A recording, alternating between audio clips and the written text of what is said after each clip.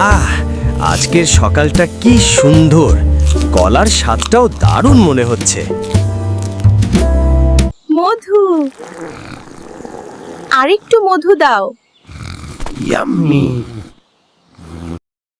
ওহে ভোলু ভাই, ওঠো ওঠো, বেলা যে দুপুর হয়ে গেল, আর কত ঘুমাবে? আউ মিকু, আরেকটু ঘুমাতে দাও না। স্বপ্নে আমি মধুর পাহাড়ে ছিলাম। ওঠো কুড়ে ভাল্লুক ভাই, আজ রংধনু ঝর্ণায় যাওয়ার কথা মনে নেই? এ কি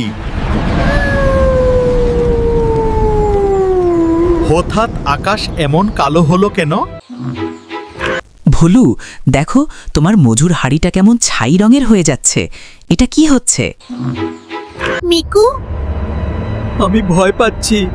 আমার হাত সাদা হয়ে যাচ্ছে। আমি কি ভূতে পরিণত হচ্ছি? এই বনের সমস্ত রং এখন আমার।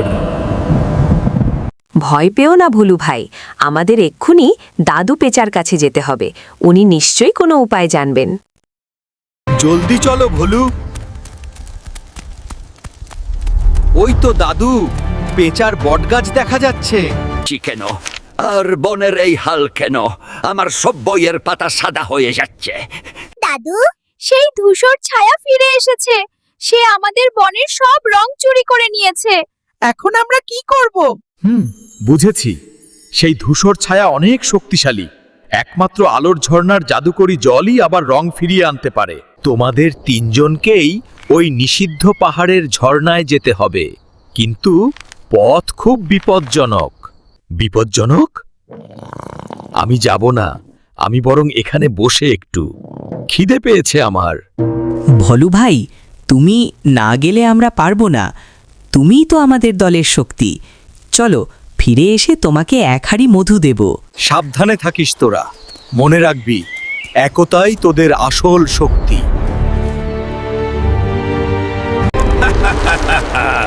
They think they will bring the color back? My shadow soldiers will block their path. ধর ওদের। যেতে দিবি না, রং ফিরে পেতে দিবি না। ভোলু, টুনি, পালাও। ওরা সংখ্যায় অনেক বেশি। খবরদার, আমার বন্ধুদের গায়ে হাত দিবি না। হালুম, বাঁচাও, আমি পড়ে যাচ্ছি। মিকু, ধরো আমায়। ছাড়বো না ভোলু, শক্ত করে ধরো। আমরা একসাথেই যাব। আপনারা অনেক দূর এসেছেন, কিন্তু এই জলপ্রপাত আর কখনোই সজীব হবে না। সব শেষ। সব শেষ? আমরা কি তবে হেরে গেলাম? না, দাদু বলেছিল, একটাই আলো। আমাদের মন যদি এক থাকে, অন্ধকার পালাতে বাধ্য। আমরা ভয় পাই না। আলো ফিরে এসো, রং ফিরে এসো। না, এত আলো কেন? আমার চোখ চলে যাচ্ছে। দেখো, দেখো, রং ফিরে আসছে। কি সুন্দর! সাবাস দাদু ভাইরা, তোমরা পেরেছো।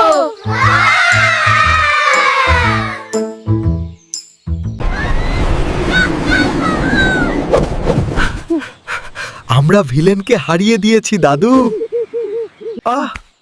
আমার মধু। এর রং তো আগের চেয়েও সুন্দর লাগছে। ধন্যবাদ মিকু।